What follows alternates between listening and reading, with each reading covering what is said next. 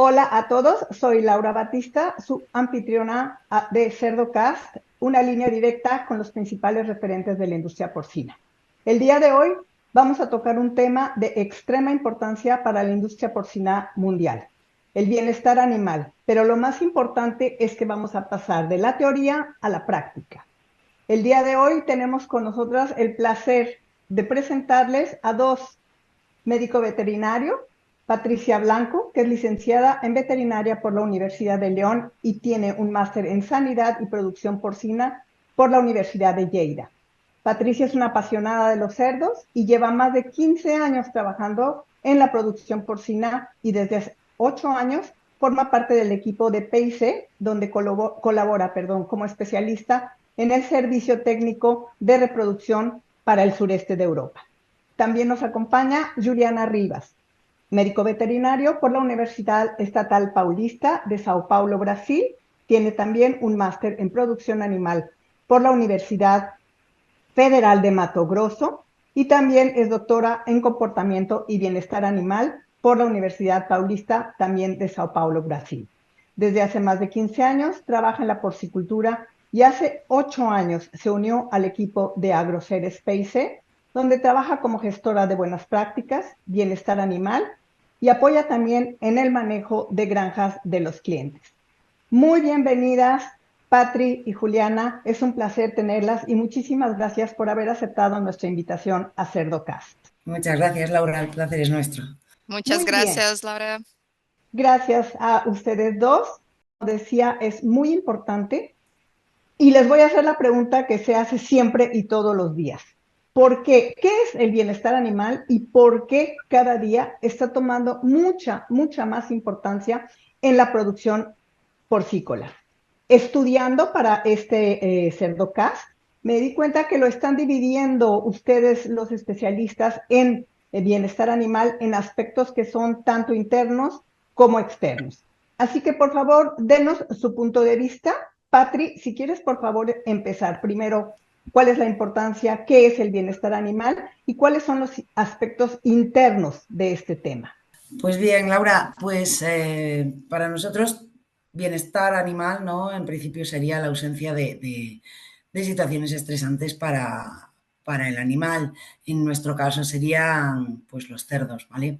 El bienestar animal a nivel de granja tiene una importancia vital, ¿vale? A nivel sobre todo sanitario, o sea, asegurar la salud de nuestros animales, ya les estamos dando una gran cantidad de bienestar animal, ¿vale?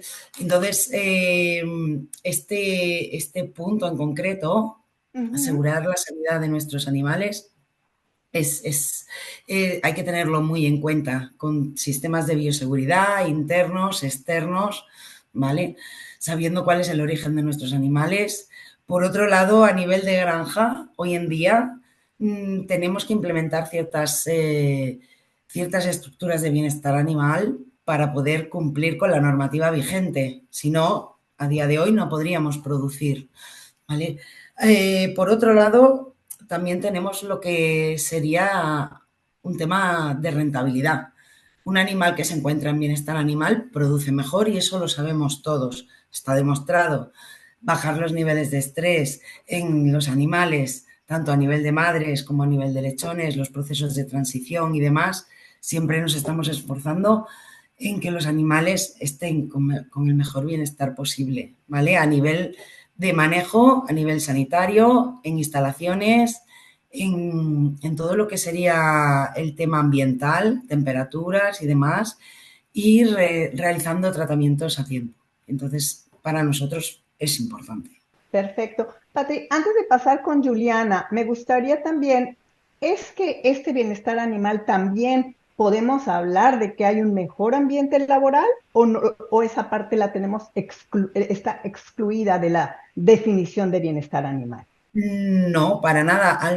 En ese aspecto, yo creo que cuando estás trabajando en una granja donde los animales están bien, eh, el trabajo, el ambiente laboral es mejor, Uh ¿vale? -huh. Simplemente, por ejemplo, a nivel sanitario, cuando no hay enfermedad, se trabaja mucho mejor, con más fluidez, se ve mucho más el retorno del trabajo en la granja, ¿vale? Que cuando tenemos que enfrentarnos a problemas sanitarios internos en la granja, a ese nivel. Y luego al nivel de si los animales ya están más tranquilos, todo es más fácil, la granja, todo el manejo diario. O sea que sí que Ex- influye también. Excelente, qué bueno que nos hables de todos estos puntos en conjunto, porque a veces se piensa nada más en la salud o dar un poco más de espacio, y con esta definición y explicación que nos das, nos ubicas más a toda nuestra audiencia sobre cuáles son estos puntos tan importantes en el bienestar animal. Juliana, también sé que hay aspectos externos, algo que a lo mejor no estamos pensando constantemente o que todavía no entra en nuestra definición de bienestar animal. ¿Puedes, por favor, platicarnos cuáles son estos aspectos y cómo se están manejando en los diferentes países? Porque no todos los países estamos atentos a mejorar este bienestar animal. Por cierto, Laura, sí, el bienestar era un concepto complejo y depende mucho de la población también. ¿Qué pasa? Que algunos estudios muestran que hoy más de 98% de la población no sepa cómo un cerdo es criado o un vacuno, dónde están muy lejos de la producción animal. Y esto hace Ujú, con que interpreten o comprendan distinto las pláticas que nosotros hacemos. Y eso ujú, trae muchas preguntas. Y muchas veces la información llega a estas personas de una manera que no es totalmente la buena o la mejor posible. Y de ahí tenemos mucho movimiento que vienen a través de las sí, NGOs que buscan más espacio, buscan cambios y muchas veces por el cierre de la producción animal. Pero también tenemos los cambios de leyes, que no son solo por las normativas para mejorar el bienestar puramente en términos de comportamiento, pero también por una cuestión de sostenibilidad. Como dice Patri, el animal mejor, que está bien en su entorno, en su ambiente, es más productivo, tiene menor pérdida, menos mortalidad, y con eso utilizamos menos pienso, menos tiempo para producirlo. Esto todo está integrado con la sostenibilidad. Las directivas más antiguas del mundo están ubicadas en Europa, donde la población arrancó con la primera preocupación acerca de este tema. ok, Después vimos un poco de más normativas con indicación para Canadá, algunos estados muy puntuales en Estados Unidos, que no es un país donde hay una normativa única. Cada ujú, estado o provincia es independiente para traer su normativa. Acá en Sudamérica, Brasil especialmente, tiene su normativa desde hace 2020. Es una ok. normativa bien compleja, muy basada en la normativa europea también. Entonces es un tema muy sensible que está dependiente de cómo el consumidor lo ve. Pero ojo, es importante tener en cuenta que hoy el consumidor está todo conectado. Todo tienen un teléfono, un smartphone y ven las noticias globales. Entonces, todo está difundido y cada vez más va a ser un tema único en el globo porque las generaciones más jóvenes, en especial la Z y la Alfa, son completamente conectadas desde chicos. Entonces, ven este tema con otra sensibilidad de que nosotros que ya estamos inseridos en la producción animal. Efectivamente, ese es un punto que cada vez que tenemos reuniones hablamos sobre eso, porque nosotros, como bien lo han dicho ustedes, entendemos cómo producimos, cómo estamos mejorando, pero si no informamos a nuestro público, a nuestro consumidor, si ellos no saben qué es lo que realmente estamos haciendo, se puede malinterpretar y es ahí cuando nosotros tenemos problemas, y vienen esas campañas que a veces son muy agresivas o muy complicadas para que nosotros podamos explicar qué es lo que pasa. En ese sentido, cuando ustedes van a las granjas, cuando están capacitando al personal, ¿cuáles son los principales problemas o los, podríamos decir, errores o puntos de oportunidad que ven ustedes para que nosotros podamos mejorar ese bienestar animal? Bien, tenemos muchos puntos ahí que son muy sencillos, muy tranquilos y que no son dependientes de inversión de plata. Ok, Por ejemplo, un tema que hablamos muchísimo, Patri he comentado del cuidado con el animal, esta Ujú. atención al animal y las instalaciones, que llamamos de inspección diaria, que todos Ok. los días temprano chequear nuestros animales buscando heridas, señales de enfermedad, eh, arrancando más temprano con una medicación. Esto evita con que la enfermedad se agrave, con que haga más mortalidad, pérdidas, todo eso, o mismo pérdidas de minos nacidos, retornos de celo y todo eso.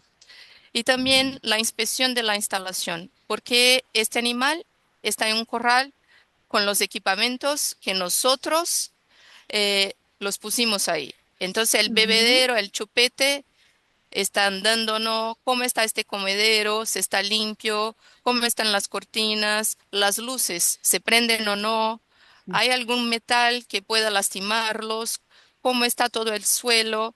Esta inspección tiene un carácter preventivo. Con esto prevenimos molestias, enfermedad y pérdidas en la producción. Y esto no costa plata, costa nuestra atención. Ok. Y es una cosa simple, es de día en día. Pero de hoy digo, no sé, Patri me complemente, de que todo que hago en la granja, sin inspección diaria, logramos muy poco.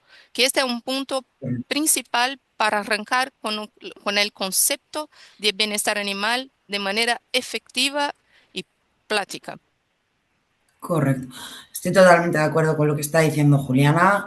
Al final, el tema del bienestar animal, independientemente de la parte de instalaciones y de todo el control técnico que se puede hacer, empieza por los trabajadores de la granja, porque los trabajadores de la granja tengan un interés en que sus animales se encuentren en buenas condiciones y estén bien. Como ha dicho ella, todo el tema de tratamientos y demás, cumplir los protocolos vacunales, atender a los animales. Entonces, la clave al final para el bienestar animal en el interior de una granja es la persona que está todos los días con los animales. Ok, es Ahí regresando a empieza lo que todo. nos decías, exacto, a lo que nos decías tú.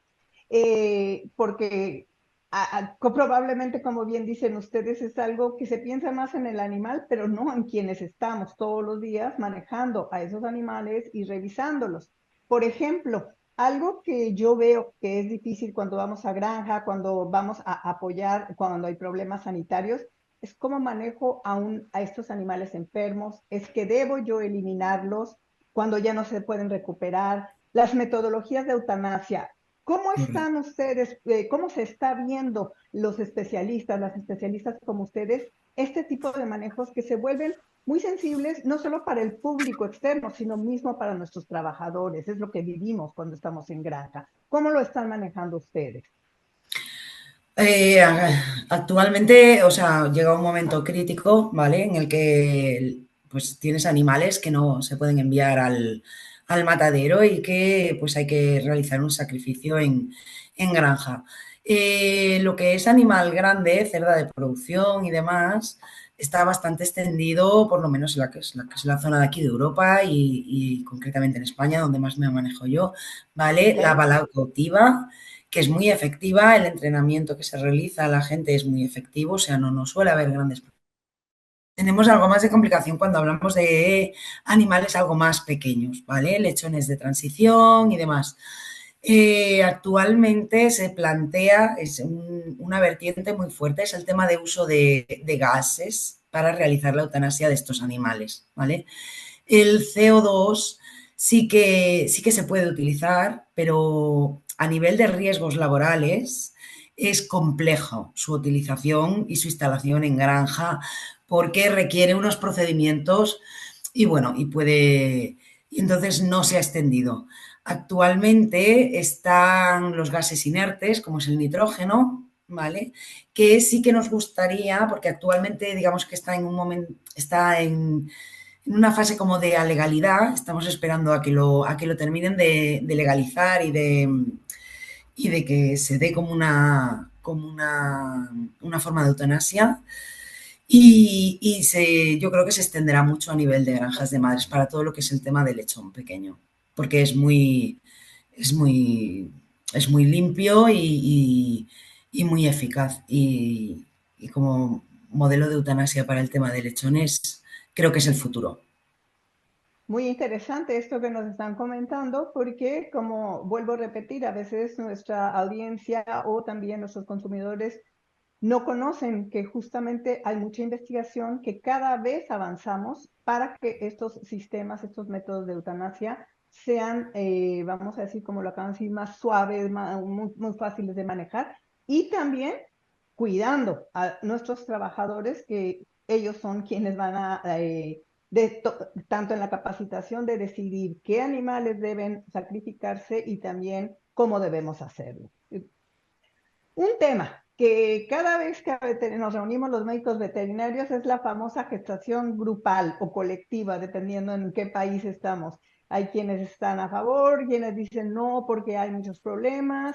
Y ustedes que visitan a tantos clientes, a tantas granjas, diferentes países en el mundo, platíquenos cuál es la experiencia que ustedes han tenido, están teniendo y si en un futuro, con lo que ustedes están viendo, junto con otros investigadores, hacia dónde vamos, qué es lo que ustedes están viendo. Bien, acá de Sudamérica, de Brasil, podemos hablar que hoy es un tema que la transición para nosotros es inevitable. Una vez que está en la instrucción normativa 113, tenemos que cumplir el plazo de transición para gestación grupal Okay. hasta 2045, mandatorio. Okay. Entonces, Brasil está en este momento de transición. Pero como es un mercado muy competitivo en términos de producción de cerdos, ya tenemos hoy en Brasil mm, alrededor de 45% del inventario de hembras ya convertidos en sistemas colectivos por interés de Okay. las compañías que exportan la carne acá. ¿Qué vemos? Nosotros hacemos estudios y acompañamos más de 80.000 hembras en Brasil en sistema Okay. grupal. Acá se popularizó mucho lo que llamamos de mini box, que son las jaulas partidas, que es el sistema más simple para manejar y necesita menos tecnología. De acuerdo con la reglamentación brasileña, no podemos tener las jaulas de libre acceso que son muy comunes en Europa. Acá no se puede.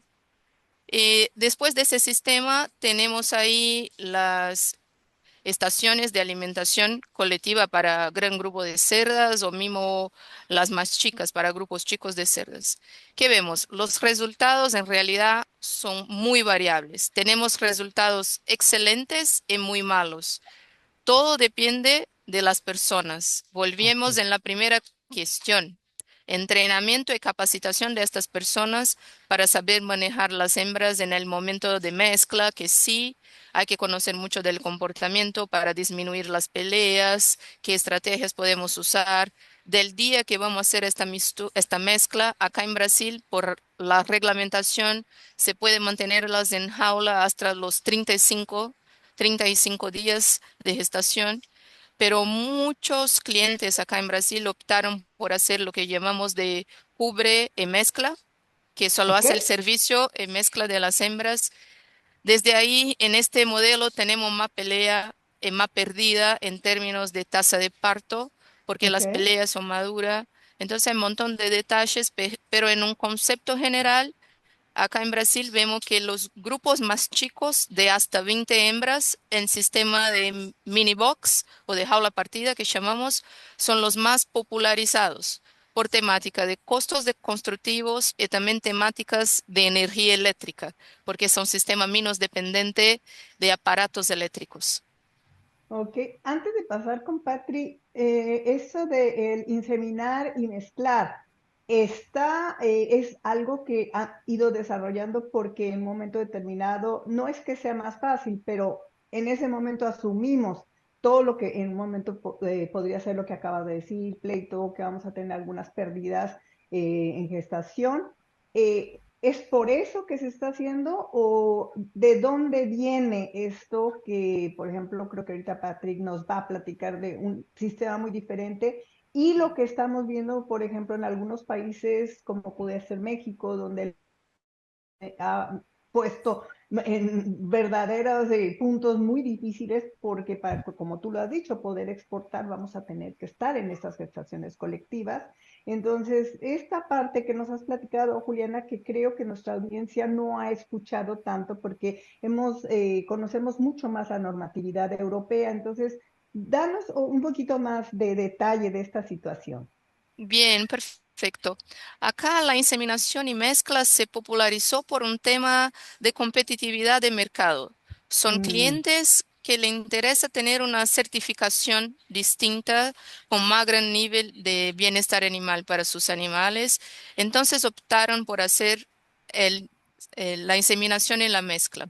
Pero ¿qué vemos? En este sistema tenemos un riesgo que tenemos que calcular más, porque si se pasa de la mixtura de ahí de 3 días, de comienza a mezclar con 5, 7 o después, las pérdidas se incrementan exponencialmente. Entonces el riesgo es muy grande. Y mucha gente, mira, el empleado hoy no fue a trabajar, no hice la transición de jaula para el corral, se retrasó 2 días y ahí arrancan los problemas, porque me imagino que global, de que hablo hoy con todos, el tema laboral y falta de personas es algo común para todos nosotros. Entonces, con la inseminación y mezcla, los riesgos es más grande. No hay que peor o mejor, pero es distinto manejarlo. Necesita estar más ahí. Y muchas veces no hay gente para estar ahí con calidad. Patrick, ¿cuál es tu experiencia? Porque siempre hemos escuchado desde hace ya muchos años Años. que Europa puso todas estas reglamentaciones que no dieron tantos años. Acabo de oír que Juliana dice hasta el 45. La verdad es que Sí. nos da un buen tiempo de evolución, de aprender también de lo que Europa ha hecho. Entonces, platícanos cómo está y sobre todo el tema que todos estamos teniendo y aunque hablemos de lo que hablemos es el personal, la falta de personal. Entonces, ¿qué está pasando en Europa el día de hoy? ¿Cómo estamos viendo toda esta situación? Aquí en España, concretamente, en el año 2002 ya salió la legislación, el Real Decreto, ¿vale? Que determinaba que las cerdas tenían que estar sueltas a partir de los 28 días de gestación hasta una semana antes de parir, ¿vale? Donde ya podían ser trasladadas. Entonces sí que es verdad que nosotros teníamos una moratoria de 10 años, teníamos que entre el 2002 y el 2012. Y realmente, pues bueno, más bien todo el mundo apuró un poco, ¿no? Para hacer las transformaciones. Y desde el 2012-2013 prácticamente el 100% de las granjas en España están en bienestar animal. Ha habido, digamos, dos vertientes a la hora de adaptarnos. Por un lado hemos tenido lo que han sido las granjas que ya estaban hechas, ¿vale? Que han tenido que adaptar, han tenido que cortar boxes, han tenido que usar zonas que eran para una cosa, se han transformado para otra. En la mayoría de los casos, si existía un ciclo cerrado, la parte del cebo ha desaparecido para transformarse en gestación confirmada. Otras optaron por realizar una nueva nave porque no era viable hacerlo con las naves existentes. Y hubo gente que realmente tuvo que bajar el censo porque no podía ampliar, no tenía sitio para ampliar. Entonces, en la mayoría de estos sitios donde no se pudo ampliar, se optó simplemente por cortar los boxes y usar un sistema de semibox con el mismo canal corrido, ¿vale? El tamaño de corral nos dimos cuenta que sí que era importante, ¿vale? Tenemos más peleas cuando los grupos son menores, 10 animales o así, que cuando son más grandes. Eso sí que lo notamos. Luego la otra vertiente han sido todas las granjas nuevas. En granja nueva, ¿vale? Todo lo que ha sido granja nueva, que ya se ha construido con bienestar animal, tenemos básicamente la jaula de autocaptura, como comentaba Juliana, ¿vale? Que es una jaula donde la cerda puede entrar y salir libremente. Hay gente que ha usado lo que es el semibox, ¿vale? Todo el corral y luego solamente un pequeño semibox donde comen los animales. Y hay gente que ha optado por máquinas. Cada una tiene sus pros y sus contras. Las que igual más éxito, bueno, no diría éxito, las más extendidas en granjas nuevas igual han sido la jaula de autocaptura y las máquinas de alimentación electrónica. Y cada uno de los sistemas tiene sus pros y sus contras. Según con quien hables, te dirá que las máquinas le encantan o que las máquinas no le gustan y viceversa. Sí que es verdad que aquí tenemos en Europa, ahora hace unos años, un par de años, salió que tenía que votarse que para el 2070 no iba a haber ni un hierro en las granjas de Europa. ¿Vale? Querían quitar todos los hierros. Para el 2070, no, perdón, para el 2030, que me he confundido. Esto de todas maneras ahora mismo está en stand-by, pero con esto todo el mundo se puso un poco nervioso, ¿vale? Y el tema de la inseminación y suelta también ha cogido fuerza, ¿vale? Sobre todo aquí con sistema de máquinas. Hay mucha gente, bueno, hay gente que está haciendo inseminación y suelta con máquinas. Y como muy bien dice Juliana, las tasas de éxito entre unas granjas y otras son muy variables. Pero aquí ya hace años que tuvimos que adaptarnos, aprender a manejar los animales en grupos, que hoy en día yo creo que está bastante, todo el mundo lo tiene bastante controlado. Y tuvimos que aprender a hacer en granjas nuevas, diseños de corrales y tipos de alimentación y demás. Pero sí. Hoy en día aquí todo el mundo está ya acostumbrado hace años a trabajar con gestaciones grupales. En cuanto a productividad, sí que es verdad que al principio éramos un poco novatos y bueno, sí que se notó un poco, pero hoy en día tenemos igual o mejores resultados que antes de tener las gestaciones grupales. Las dos han hablado acerca de las máquinas, pero no todo mundo entiende cuando ustedes están diciendo que uno de los manejos que se están cada vez popularizando, por ejemplo, las máquinas. ¿Podrían, por favor, para nuestra audiencia, explicar cuando ustedes hablan de las máquinas? ¿A qué se están refiriendo, por favor? Bueno, pues principalmente las máquinas de alimentación electrónica en el mercado y a nivel de campo tenemos dos tipos principales. Una que se denomina de túnel, ¿vale? Que es, como su buen nombre indica, una especie de túnel. La cerda entra por un lado del túnel, en el interior está, digamos, cerrada con dos puertas para que nadie le moleste mientras que come su ración y luego sale por la parte delantera, ¿vale? Una vez que ha salido esta cerda, la puerta de atrás se abre para que pase la siguiente cerda. Este sería el sistema de túnel. Y luego el otro sistema de máquina, ¿vale? Que se usa muy habitualmente es el que se llama de jaula de autocaptura. Básicamente es un comedero que está situado contra una pared normalmente y luego hay como una jaula que tiene una puerta que es un balancín. Entonces, cuando no hay nadie dentro, esa puerta está abierta y cuando la cerda entra, golpea en la puertecita, en el balancín y hace que se cierre. Y entonces la cerda queda como cerrada en una jaula donde puede comer de la misma manera, igualmente, pues tranquilamente sin que nadie le moleste. Una vez que ha terminado de comer su ración, los animales tienen que aprender que luego vuelven hacia atrás y pueden salir de la jaula para dejar paso a otros animales. Todos estos sistemas al final funcionan con un sistema, se le suele poner un crotal con un chip. Cuando el animal entra en cualquiera de estos dos sistemas, lo reconoce, sabe cuántos días de gestación lleva, sabe qué cerda es y le administra la cantidad que le toca según su estatus fisiológico. Y bueno, pues las experiencias son variables. Son variables. Funcionan muy bien, pero es verdad que, como decimos siempre, cualquier sistema funciona muy bien si hay una persona detrás. Exactamente. ¿Algún otro comentario, Juliana, sobre este punto? No, de acuerdo con Patri, son así, son simples y depende de personas. Las máquinas son geniales, pero hay que entender bien la computadora, hay que mirarla, chequearla, revisarla, tener una buena internet, buena instalación eléctrica, revisar si la granja no tiene problema. Acá en Brasil hay muchas caídas de luz, de energía, Ok. y muchas veces se pierde componentes eléctricos de la máquina, entonces hay que tener en cuenta todo eso, pero son equipamientos que son muy lindos, bien manejados. Claro, escucho que ustedes nos dicen, esto está muy bien, lo hemos ido aprendiendo, lo hemos ido adaptando.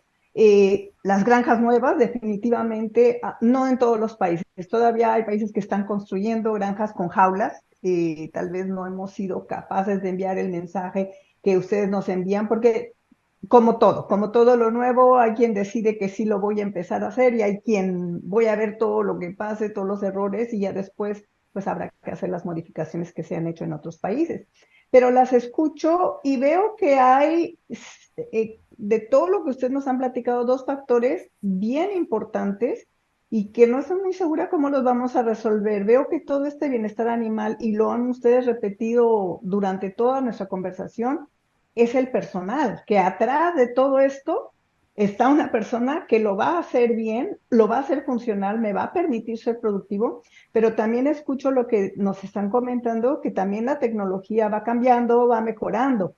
Entonces, para muchos de nuestros países en Latinoamérica, que todavía cuando tenemos congresos, tenemos 4 pláticas sobre bienestar animal, pero ustedes ya lo tienen listo.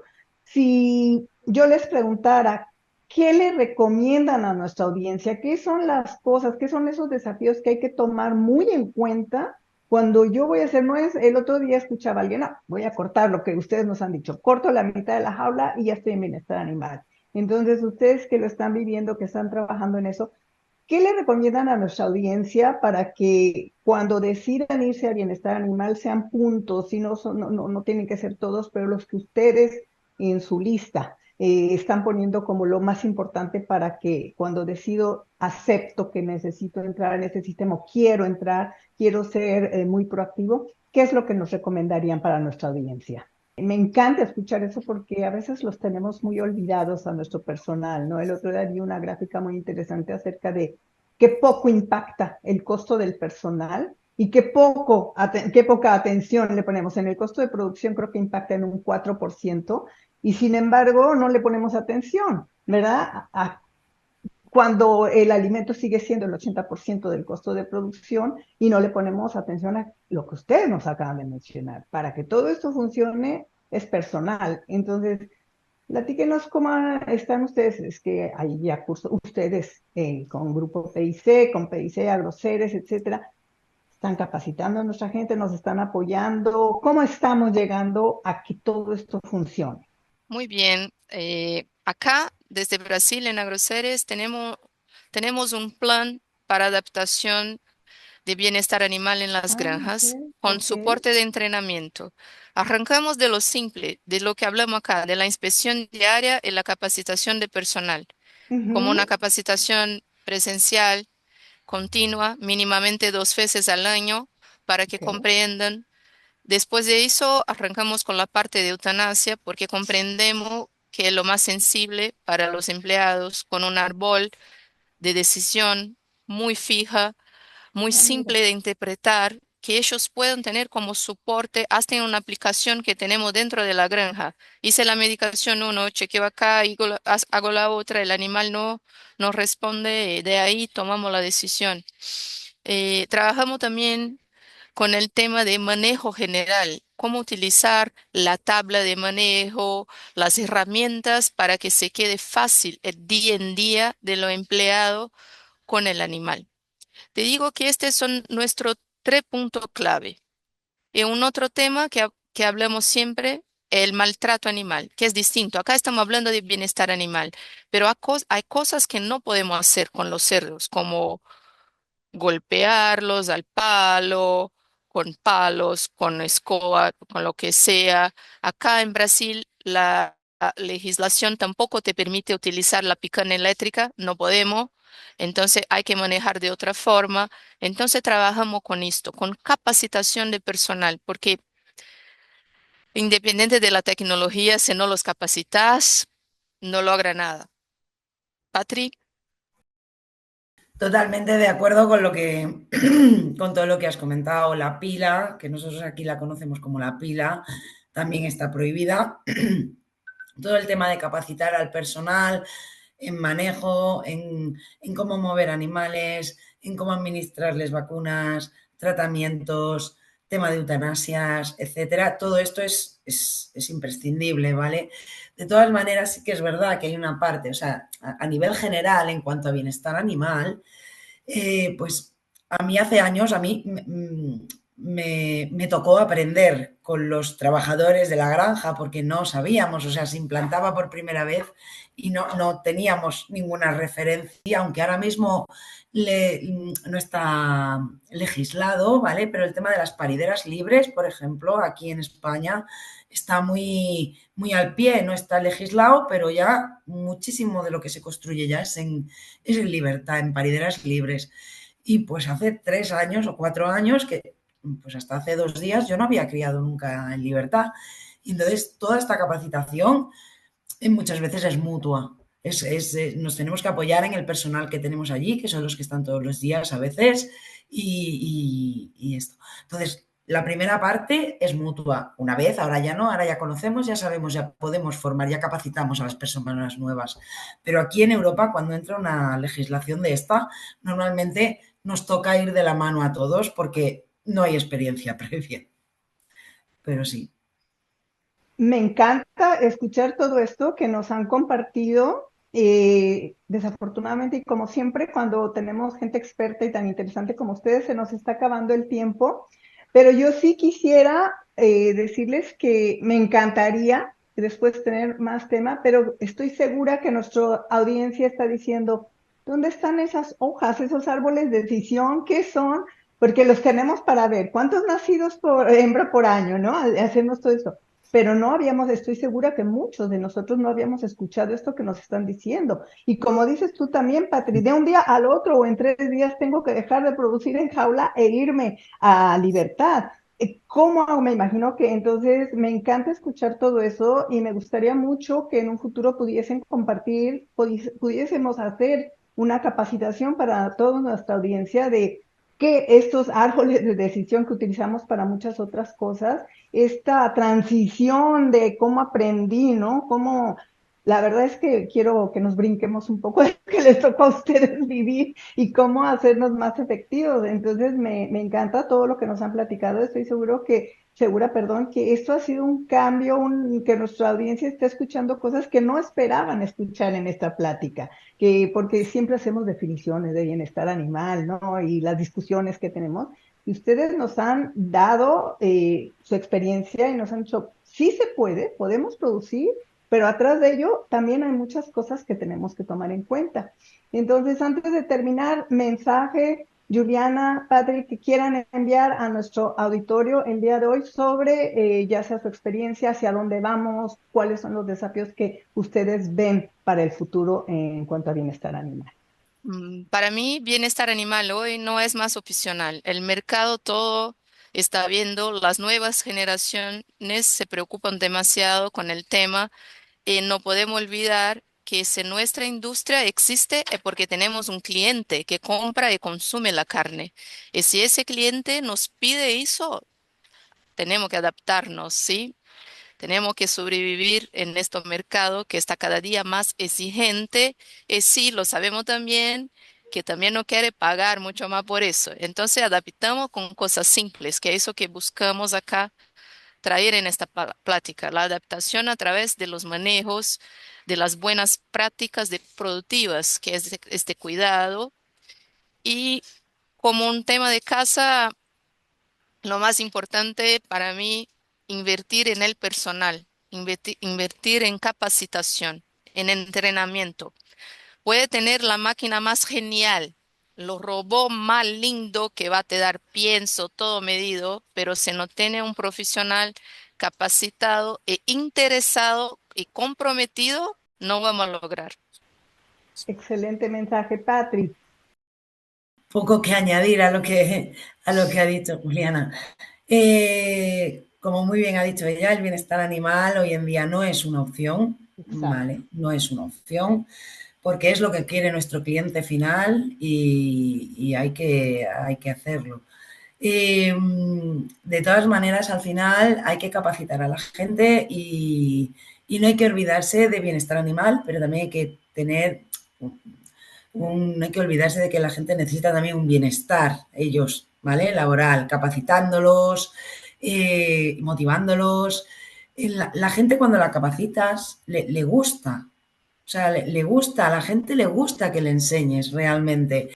Patrick y Juliana, muchísimas gracias por haber compartido eso. Yo creo que esos últimos dos mensajes de capacitar a nuestra gente, pero que también nuestra gente quiera trabajar. Démosle la vuelta, no nos quejemos. Ustedes nos acaban de dar una serie de recomendaciones, experiencias que yo creo que tenemos que tomar en cuenta y que para los países que tarde o temprano, como ustedes ya lo dijeron, esta no es una opción. Tenemos tarde o temprano todos que entrar en esto. Ha sido extremadamente valiosa la entrevista con ustedes. Antes que nada, muchísimas gracias por compartir su experiencia. A veces la gente no es tan como ustedes que acaban de compartir. Les agradezco muchísimo que hayan estado con nosotros en este episodio de CerdoCast y seguramente tendremos otras oportunidades de platicar a detalle otros puntos. Este ha sido como el aperitivo a todo lo que viene y a lo que vamos a estar trabajando. Les agradezco mucho. Que tengan un excelente día y nos vemos muy pronto. Muchas Igualmente, gracias, muchísimas Laura. gracias.